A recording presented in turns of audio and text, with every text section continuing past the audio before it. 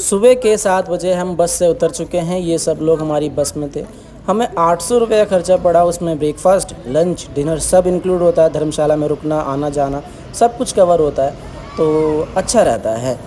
धर्मशाला से निकलकर हम मंदिर की तरफ जा रहे हैं। यहाँ मार्केट लगी हुई है, आप कुछ खाने को ले सकते हो, यूज़ करने को ले सकते हो। और मैं आपको बताना चाहता हूँ कृष्ण जी का इस मंदिर से लेना देना तो है, लेकिन खाटू श्याम अलग है, कृष्ण जी अलग है। कई लोगों को लगता है श्याम नाम है तो वही कृष्ण जी है, लेकिन ऐसा नहीं है। महाभारत का जब युद्ध हुआ था तो कृष्ण जी जानते थे जो बर्बरिक है वो अकेले ये युद्ध ख़त्म कर सकते थे और पांडवों को हरा सकते थे, क्योंकि उन्होंने एक वचन ले रखा था कि वो हारे का सहारा करते हैं, मतलब जो हारता है उन्हीं का पक्ष लेते हैं। तो अगर मान लो पांडव जीत रहे हैं तो बर्बरिक को पांडवों को हराना पड़ेगा। तो कृष्ण जी ये जानते थे, इसलिए कृष्ण जी ने कहा कि तुम अपना सर काट कर दे दो। तो बर्बरिक ने अपना सर काट कर उनको दे दिया। तो उन्होंने अपने सर, कटे हुए सर से पूरा महाभारत का युद्ध देखा था, वो साक्षी है इस बात के। और कहा जाता है कि वो जो सर है वो इस मंदिर में है।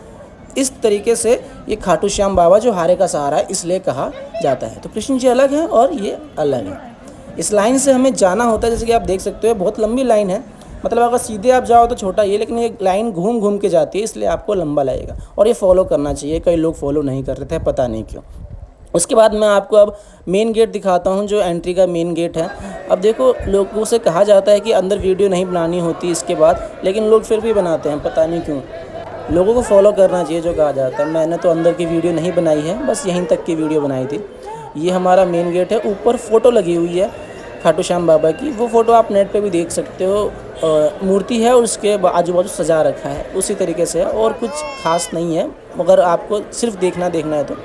लेकिन लोग दर्शन के लिए आते हैं। लोग वीडियो बनाने में इतने हो जाते हैं कि वो फ़ोन से ही वीडियो बना रहे हैं अंदर की भी। आप भीड़ देख सकते हो, आपको लग रहा होगा कि भीड़ है, लेकिन जब कोरोना नहीं है तो इससे ज़्यादा भीड़ होती है। इस वृक्ष पर लोग नारियल बांधते हैं और अपनी इच्छाएं रखते हैं। अब ये बिल्कुल मेन गेट आ चुका है और इसके बाद बस वीडियो नहीं है। अब हम आ चुके हैं दूसरी जगह पे, जो है श्री बालाजी मंदिर सालासर धाम।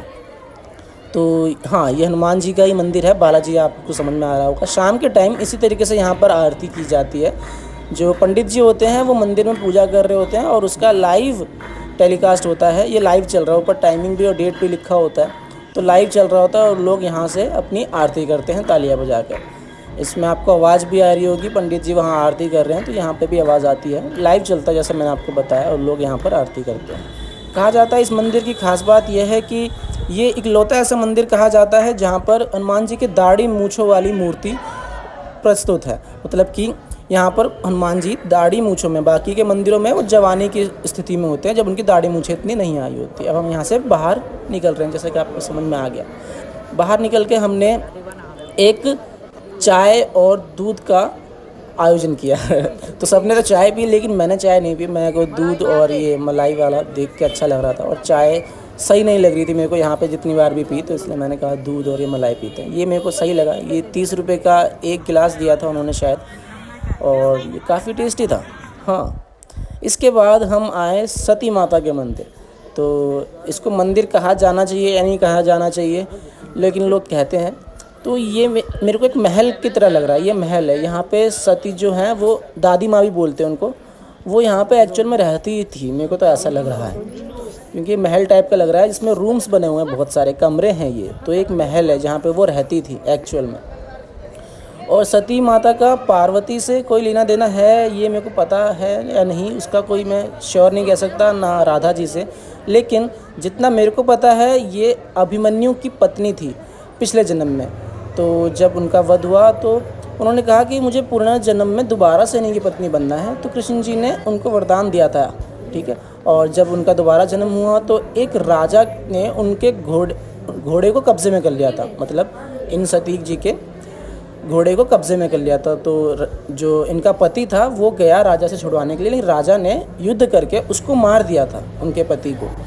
फिर इनको क्रोधित हो गई थी, इनको गुस्सा आया और इन्होंने उस राजा का वध कर दिया युद्ध में, और तब से इनको सती कहा जाने लगा था। इस वीडियो को लोगों के साथ शेयर कीजिए ताकि उन्हें भी इस बारे में पता चले। लाइक कीजिए इस वीडियो को और कमेंट करके बताइए अगर आपको और वीडियोस चाहिए ऐसी।